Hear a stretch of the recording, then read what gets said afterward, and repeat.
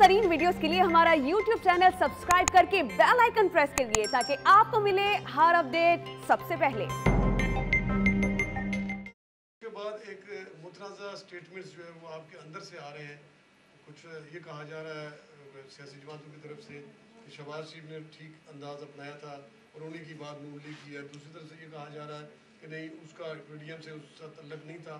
तो ये क्या बीच में क्या शायद खाकान साहब ने ये थ्रेट किया? देखिए, उन्हें जो है वो सेक्रेटरी जनरल से इस वक्त पाकिस्तान के सियासत में दो महाज हैं, एक पार्लियामेंट के अंदर है, एक पार्लियामेंट के बाहर है।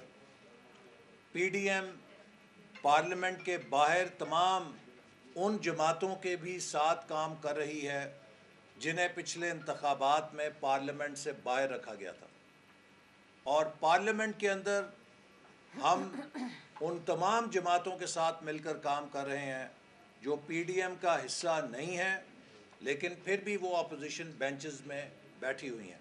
चूँकि हमारा फ़र्ज़ है कि हम बजट सेशन के अंदर हुकूमत की अवाम दुश्मन बजट तजावीज़ का भरपूर मुकाबला करें।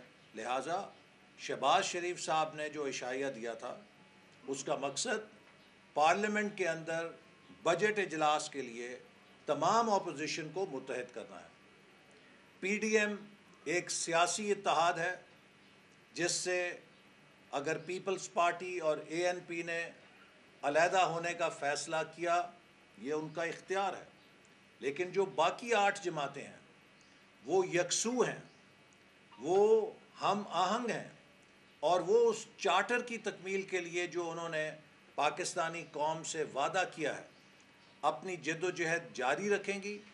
और 29 तारीख को पीडीएम के सरबराही इजलास में पीडीएम की सियासी हिकमत अमली को तय किया जाएगा।